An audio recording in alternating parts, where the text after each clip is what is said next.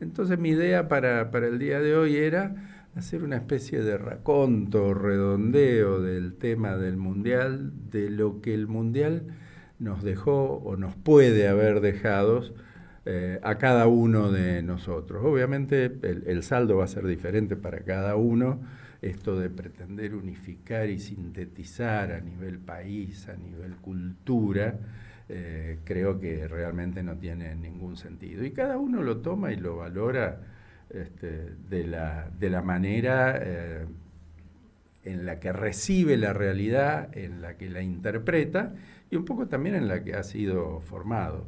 Yo puse el título para este editorial de ganamos, perdimos, pero el baile se lo dimos. Yo no sé si cantaba Eduardo eso con los chicos, seguramente Diego también, que era una forma de ver la cuestión de, bueno, si ganamos estamos todos contentos y festejamos, y si perdimos también, porque después todos somos mejores y los bailamos igual, aunque hayamos perdido 5-0, digamos, siempre buscamos ese tipo de explicaciones y ese tipo de fundamentaciones un tanto extrañas. Así que si lo miramos desde el punto de vista deportivo, en algunos momentos podemos haber bailado a alguien, pero tenemos que ser honestos que no fue nuestra selección nacional, independientemente de la admiración y la valoración y el disfrute que nos generaba, no fue una aplanadora, no fue la naranja mecánica, que dicho sea de paso, naranja mecánica me refiero a, se llamaba Holanda, hoy Países Bajos, nunca ganó una copa, pero en algunos momentos llegó a impresionar a muchísimos. Realmente Argentina se desempeñó muy bien en lo que fue la rueda de grupos, con goleadas, con esta imagen de Messi metiéndola de todos lados, generando asistencias de todo tipo, y donde realmente para muchos metía miedo, independientemente de las, como diría, de los ataques de periodistas, particularmente de otros países y de algunos países vecinos también, porque que no estábamos jugando contra nadie, que no hay que agrandarse, que esto, que el otro. Y bueno, y después en lo que fue el mata-mata en cada uno de los partidos, sufrimos todo, tenemos que reconocerlo, pero muy clarísimamente. Contra Cabo Verde sufrimos, contra Egipto yo me di afuera, estaba convencido que estábamos afuera hasta el milagro de los últimos minutos. Contra Suiza sufrimos menos, pero también sufrimos. Contra Inglaterra, un rival ya de fuste, de gran calibre, yo también pensé que estábamos afuera y después otra vez el milagro. Así que tengamos en claro que si lo miramos desde el lado de los números, jugamos 8 partidos, ganamos 7 y perdimos 1. Y el que perdimos, lo perdimos merecidamente. Realmente nos pasaron por encima con un equipo, le reconozco a España, como dijo su entrenador también, y coincido con él, una persona muy seria y muy racional, fue el mejor equipo, realmente trabajó como un equipo, y si me preguntan a mí, seguramente la sensación que tendrán muchos, para mí, aburrido, anodino, desangelado, desapasionado, pero efectivo. Fue efectivo y fue efectivo en prácticamente todos los partidos que jugó. Entonces, esto de estas campañas, de que hubo un arreglo y de que fuimos para atrás y que hubo presiones de la FIFA y que el Chiquitapia y que Infantino no quiere que la UEFA le juegue en contra. Bueno, a ver, puede ser. También puede ser que una nave extraterrestre aterrice acá en la puerta de la radio dentro de 5 minutos, pero es improbable. O sea, es posible, pero es improbable. Y hasta tanto no exista alguna prueba, alguna comprobación clara o por lo menos un indicio fuerte en este sentido, yo me voy a quedar con que Argentina no jugó al nivel que venía jugando, no tanto por Argentina, sí coincidamos que el promedio de edad de nuestro equipo era un poco mayor, teníamos algunos jugadores un poco más tocados, por ejemplo, de lo que lo tenía España, que había tenido un día y horas menos de descanso que España, son cuestiones que hay que considerar, y que si los miramos, lo dije antes del Mundial, el equipo al que yo más miedo le tenía era Francia, que lo veía como una aplanadora, y España, Francia lo borró también. Entonces, algún mérito hay que reconocerle a ese equipo, realmente funcionó muy bien. Después las otras cuestiones que le hayan dado el premio a Rodri, al mejor jugador, no lo registro. Yo cuando vi, digo en serio, claro, uno cuando mira a su equipo y por ahí no se fija tanto en el otro. Digo, Rodri, ¿quién es Rodri? ¿Cuál es Rodri?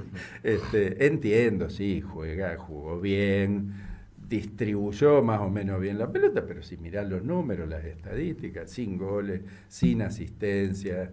Había una estadística que mostraba el dribleo, o sea, regate, como le dicen algunos, o lo que nosotros llamamos marear.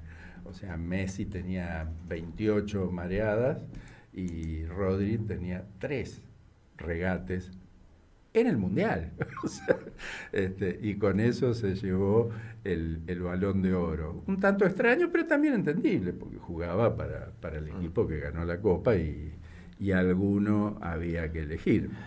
Con respecto al tema del milagro, bueno, el milagro claramente no ocurrió, pero pudo haber ocurrido. Ustedes calculan toda la campaña, la detracción sostenida contra Argentina por el arreglo de partidos, por lo inmerecido de los triunfos y del pasaje de ronda.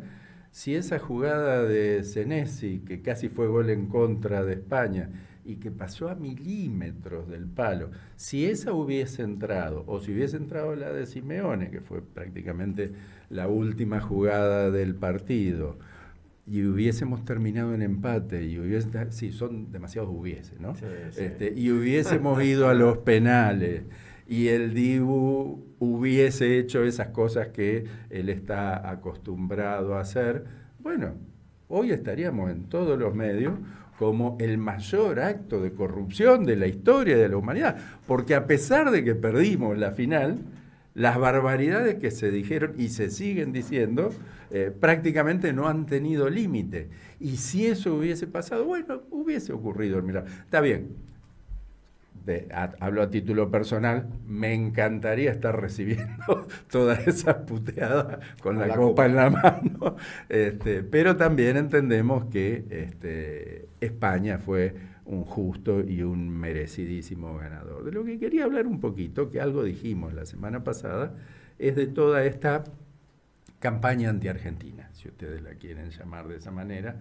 A mí lo de campaña anti-argentina no me gusta mucho porque me retrotrae a la época en la que la campaña anti-argentina era la del Mundial 78, que en aquella época, no digo que me sublevaba, pero sí me ofendía como argentino, que desde afuera se pensasen todas esas cosas de Argentina, para después darme cuenta que todo eso que se decía era casi 100% cierto.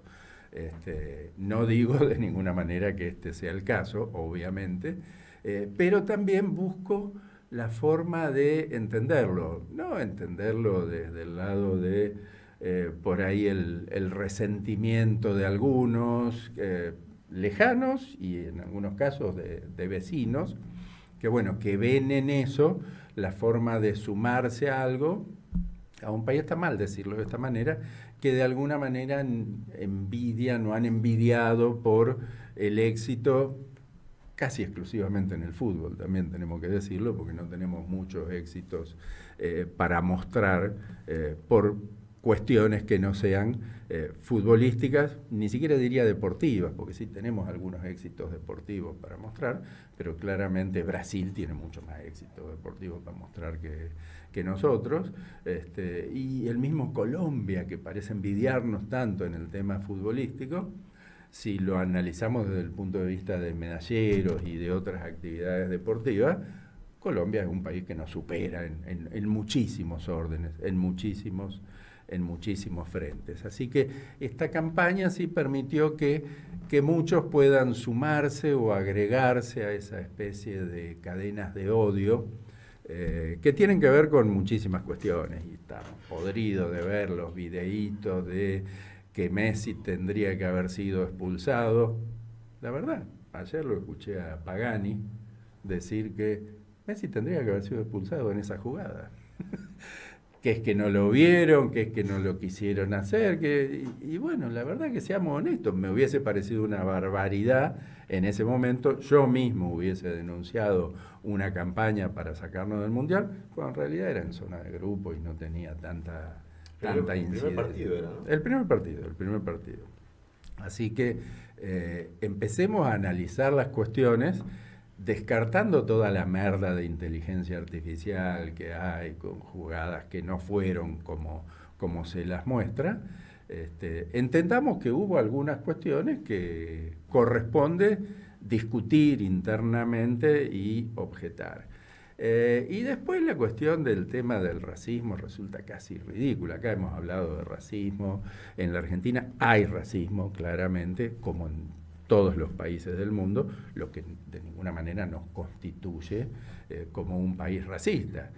Y podemos entrar a todas esas respuestas a las acusaciones de racismo. Ahí veía justamente un estudio hecho por Naciones Unidas con unas universidades que tenía que ver con una evaluación en los distintos países a partir de encuestas de cuál era el porcentaje de gente que no quería tener vecinos de distintas etnias, de diferentes etnias a las de ellos. Y claramente en ese estudio, que no me consta, o sea que lo he visto, sé que existe, muchos lo dan por válido, la Argentina está prácticamente por debajo de todo en la escala, daba un porcentaje del 2.8%, cuando quienes nos están acusando de racistas están muchísimo más altos en ese porcentaje.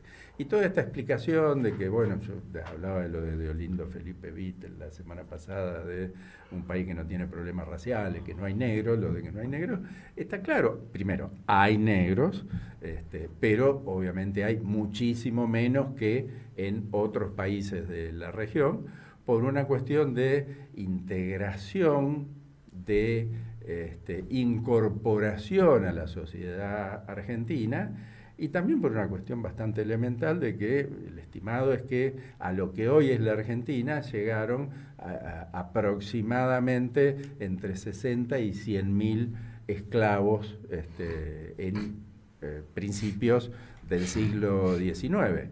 En tanto que a Brasil llegaron más de 5 millones. Y lo mismo ocurrió, por ejemplo, con Colombia y con otros países. ¿Eso tiene que ver con una postura ética de la época? No, la verdad que tenemos que ser honestos, y eso tenía que ver con la estructura social y con la estructura productiva del país. La Argentina era basada en ganadería y agricultura, y la estructura de Brasil, que ya trabajaba con el café y con la caña y con el algodón, necesitaba mucha más mano de obra. Por eso se produjo esta cuestión, cosa que aquí no ocurrió. Acá, ¿qué es lo que ocurrió? A partir de la agricultura y la ganadería, tuvimos una enorme inmigración europea. De hecho, eso somos, de ahí venimos en la mayoría de los casos. Pero mezclándonos, mestizándonos, integrándonos, todos tenemos sangre aborigen, todos tenemos sangre afrodescendiente, todos tenemos parte de sangre árabe musulmana también, por la inmigración que se produjo desde esas regiones. Por lo tanto, es absolutamente ridículo, es un sinsentido total este tipo de aseveraciones de que la Argentina es un país racista, todo lo contrario. Pero acá es donde entra a jugar este muchacho Carlitos Algoritmo, que es el que hoy parece regir nuestros destinos. Cada vez que entramos a las redes, cada vez que agarramos el telefonito y ponemos algo y empezamos a recibir esas cosas que nos enojan, por enojados miramos a ver lo que dicen estos degenerados de nosotros, y al algoritmo le estamos diciendo, che, esto a mí me interesa, me interesa mucho. Entonces después me viene otro y también le vuelvo a poner, a ver qué dicen esto, y a ver qué dicen los chilenos, y a ver qué dice fulano, y a ver qué... Y con eso vamos alimentando algo que es un ser que no piensa y que fue fabricado justamente para identificar cuáles son las cosas que nos interesan, y a partir de ahí vendernos cada vez muchas más cosas, obviamente. Entonces, cuanto más le metemos al algoritmo este tipo de, no digo likes, sino visualizaciones, empezamos a recibir muchísimo más de este material. No sé si a ustedes les pasa, yo entre ayer y hoy empecé a tener la sensación de que me aparecen cosas como que en el Chiringuito, esa cloaca de periodismo deportivo español, en el Chiringuito hicieron una encuesta donde se ve que el 82% de los encuestados, de que respondieron la encuesta, están diciendo que a España le regalaron el campeonato, que a España le regalaron la copa, porque no cobraron tal falta, porque a Argentina le hicieron esto, porque en tal partido tendrían que haberle expulsado a fulano, que a Cucurella cuando se tapó la boca lo tendrían que haber expulsado, y a partir de mirar eso me empiezan a aparecer un montón de cuestiones de defensa de Messi, de defensa de la Argentina. Así que, chicos, si quieren escuchar cosas buenas de la Argentina y ver cómo a España le regalaron el campeonato, cliquen en alguno de esos y Carlitos Algoritmo le va a mandar un montón de merda armada justamente en este sentido. Así que disfrutemos hasta dónde llegamos, que realmente creo que fue muy importante, mucho más allá de lo que yo esperaba para esta selección. Disfrutemos el disfrute que tuvimos en el Mundial, de ver esas remontadas históricas, de ver esa bandera de las Malvinas son argentinas como un hecho político importante, y que el Mundial realmente sirvió para eso, pero también tengamos un poco la inteligencia y la habilidad de ponerlo en su justa medida. Eduardo, esta te va a interesar porque justo de todas las cosas que me han entrado, me entró una de Dolina, y sabemos que Eduardo Mozo es un dolinólogo,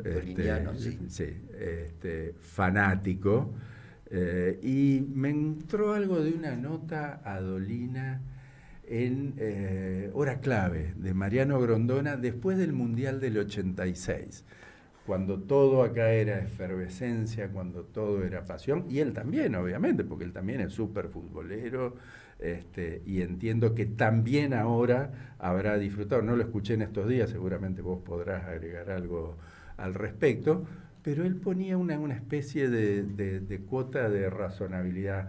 Muchos habrán escuchado que tanto para el teatro como para el cine hay que, ¿cómo lo dice él? Lo noté, interrumpir la incredulidad. Es un tema que él lo trae con mucha frecuencia. O sea, si nosotros vamos al cine a ver una película, no podemos decir, eso está todo filmado, eso no puede ser, no, que cómo va a haber un plato volador bajando ahí, no, que cómo el tipo murió y ahora resucitó. Entonces, la incredulidad es algo que nos impide disfrutar, en este caso, el teatro y el cine. Y para el caso del fútbol, Dolina justamente ahí hace una reflexión de que también tenemos que interrumpir la incredulidad. La incredulidad es, y mostraron un trapo que dice las Malvinas son argentinas, ¿a quién le sirve eso? ¿Qué significado puede tener? La credulidad que el fútbol y ese espectáculo nos permite ejercitar es la de, bueno, con esto ponemos en agenda, con esto podemos, o desde el lado deportivo, dominamos al imperio británico, que porque los humillamos, porque los arrastramos en el 86 con la mano de Diego y con la mejor historia de los mundiales, y realmente se me infla el pecho y me da una gran alegría, pero lo cierto es que después de eso siguieron siendo la misma bosta dominante que antes, como lo seguirán siendo por un tiempo más, porque hay que reconocer que vienen en decadencia claramente en este sentido, después de esta derrota teóricamente humillante a partir de la resurrección de nuestro equipo. Así que seamos buenos con nosotros, permitámonos y perdonémonos esta interrupción de la incredulidad para hacer un disfrute lo más completo posible de la cuestión. Pero después volvamos a las cosas, después volvamos a ocuparnos de nuestros temas. Dolina también menciona en esa nota una historia que tiene que ver con unos ángeles árabes, que tiene que ver con la mitología árabe en este sentido, donde habla de que antes de ir al cielo, de ir al paraíso, hay un par de ángeles que entrevistan a los que están en esa transición y les hacen preguntas que tienen que ver con lo trivial y que tienen que ver con lo importante. Y dice esa leyenda mitológica que los ángeles toman en cuenta que cuando alguien toma como triviales las cosas importantes y como importantes las cosas triviales, esos van derecho al infierno. Entonces, tratemos de tener bien en claro cuáles son los problemas más importantes de la Argentina, independientemente de ese enorme disfrute que tuvimos en el Mundial, hasta el último partido. Bueno, como dijo alguien también, puede fallar. A ver, chicos, ¿cómo quedamos con el Mundial?